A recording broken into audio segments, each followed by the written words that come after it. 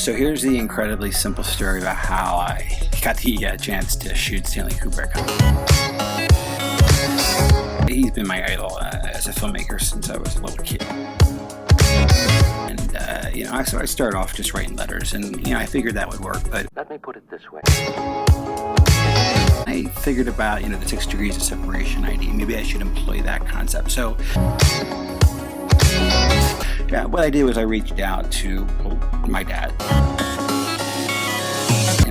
And he's a businessman and pretty connected, so he knew some people. So we went from him and we called the governor of Connecticut, good guy, really connected as well, who actually knew Walter Payton. He was connected to a guy at Warner Brothers named Steve Ross, who ran it before he died, who then, of course, ate at Doug Fluey's restaurant, met Trump, who we made friends with, and Trump, of course, knew my Uncle Jim, who started Ronald McDonald House. Actually knew some people in the entertainment industry who knew a friend of Trump's who got called again and put into the loop. But he actually, this time, said he knew someone at Disney. I think it was Ivanka who went, and she actually got the call set up with Kubrick.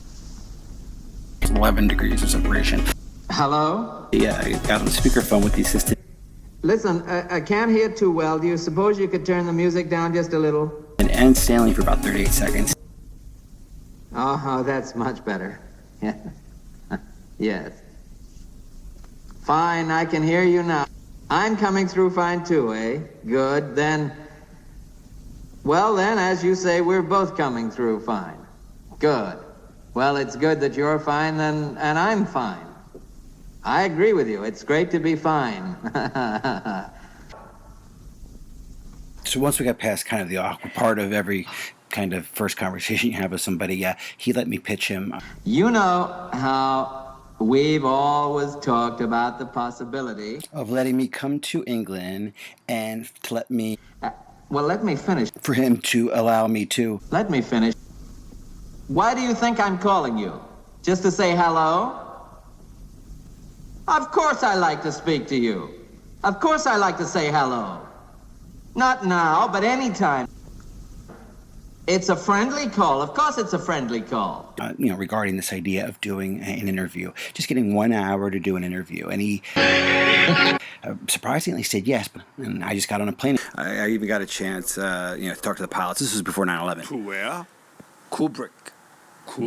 I told them where I was going, and they were kind of excited. They were Kubrick fans as well. During the flight to London, by the way, I just could not sit still. I was just so excited. I was planning all the questions, writing them down. What was I going to do with this 1 hour I had with this legend, with this person that's been called the greatest filmmaker ever? I mean, it was just, I couldn't believe it was happening.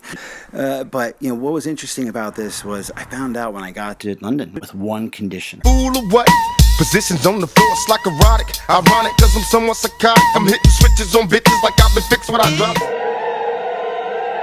Up and down like a roller coaster. I'm up the side, I ain't quick until the show is over. Cause I'm... At first, hundreds of people walked out of this sci-fi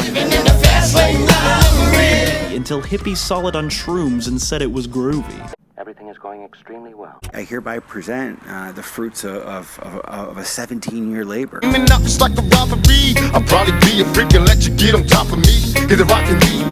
Which I call shooting Stanley Kubrick. Considered by many the greatest film director the medium has ever known. Frankly, I think that's an understatement. I mean, I think the guy is pretty much a god amongst men. I think you may be as surprised as me as to what he talked about. I felt like a man on a mission that was unique in my entire life. This mission is too important to allow you to jeopardize it.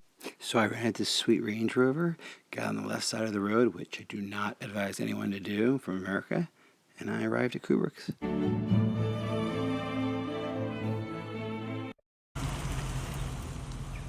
It was around the time of the release of Full Metal Jacket that rumours of Kubrick's apparent eccentric, reclusive behaviour began appearing in the papers. Okay, I hate to interrupt and break the fourth wall, but I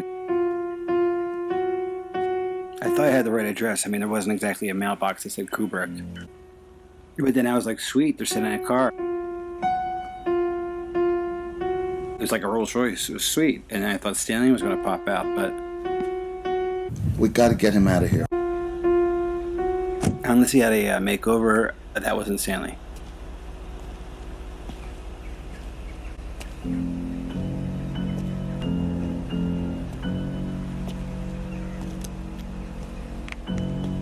Just for the record, I have to tell you that I almost shit my pants when I saw this guy. He pretty much was the scariest guy I've seen in my life.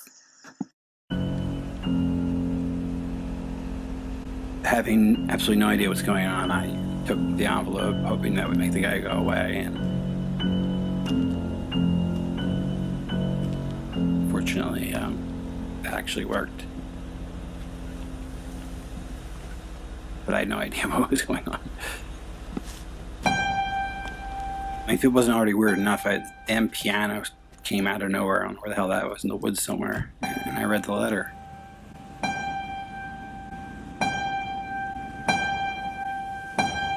So apparently I had flown across the Atlantic for no reason, and Trump was a big liar.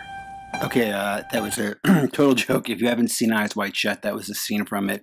Just playing around, trying to do my own creative thing. I probably failed. Anyway, he wanted me to sign some papers, no big deal. We were scheduled to meet the next day. Everything was cool. Just chill in London, take in the sights, maybe meet a few people, make some friends. Then they called. You're sorry you faded away there. Then canceled What? the meeting. Well, listen, how do you think I feel about it? It would just be a couple of days. Yes. He was editing Eyes Wide Shut. Right. It'll only just be a few days. What? I see. Well, Uh-huh. a few days turned into a few weeks. Well, a few weeks turned into actually a few months. Can you imagine how I feel about it? And basically, after waiting by the phone for approximately 6 months, I finally got a call Hello? on March the 3rd, 1999. Is there something bad here? Yes. I was told he was profusely apologetic. I am as sorry as you are. So sorry, so busy editing Eyes Wide Shut. Don't say that you're more sorry than I am, because I'm capable of being just as sorry as you are. So we're both sorry, all right? All right. They gave me precise directions to his massive estate. Where is that? I almost crashed my car 3 times on the way. Oh, you're calling first, will you? The day had come to finally shoot Stanley Kubrick.